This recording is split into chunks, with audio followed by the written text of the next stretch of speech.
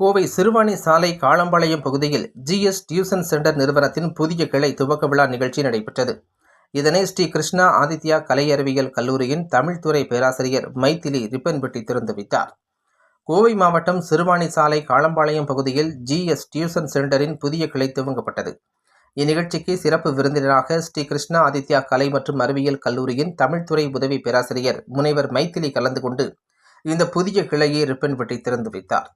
தொடர்ந்து நடைபெற்ற விழாவில் GS டியூஷன் சென்டர் நிறுவனத்தின் நிறுவனர் கணேஷ் முருகன், அவர்களது தாய் சாந்தி கங்காதரன் மற்றும் மூத்த ஆசிரியர் சுமஞ்சு ஆகியோர் இணைந்து சிறப்பு விருந்தினரை வரவேற்று மரியாதை செய்தனர்.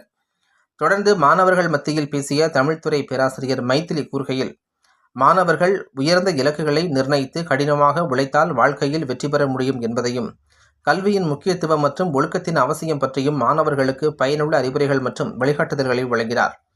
GS டியூஷன் சென்டர் ஆசிரியர்கள், பெற்றோர்கள், மாணவ மாணவியர்கள் என பலரும் கலந்து கொண்டு தங்களது அனுபவங்களையும் கருத்துக்களையும் பகிர்ந்து கொண்டனர். GS டியூஷன் சென்டர் நிறுவனர் கணேஷ் முருகன் தனது உரையில் கூறுகையில், GS டியூஷன் சென்டர் கடந்த 2021ஆம் ஆண்டு தொடங்கப்பட்டு தற்போது 5வது ஆண்டாக வெற்றிகரமாக செயல்பட்டு வருகிறது. தற்போது 150க்கும் மேற்பட்ட மாணவர்கள் பல்வேறு கிளைகளில் கல்வி பயின்று வருகின்றனர். 2026-2027 கல்வியாண்டிற்கான சேர்க்கை தற்போது நடைபெற்று வருகிறது. 1ஆம் வகுப்பு முதல் 12ஆம் வகுப்பு வரை CBSE, மெட்ரிகுலேஷன் மற்றும் ஸ்டேட் போர்டு பாடத்திட்டங்களுக்கும் சிறப்பு பயிற்சி வழங்கப்பட்டு வருகிறது. காலை, மாலை மற்றும் வார இறுதி சிறப்பு வகுப்புகளும் வாராந்திர மற்றும் மாதாந்திர மதிப்பீடுகளும் இம்மையத்தில் நடைபெறுகிறது என தெரிவித்தார்.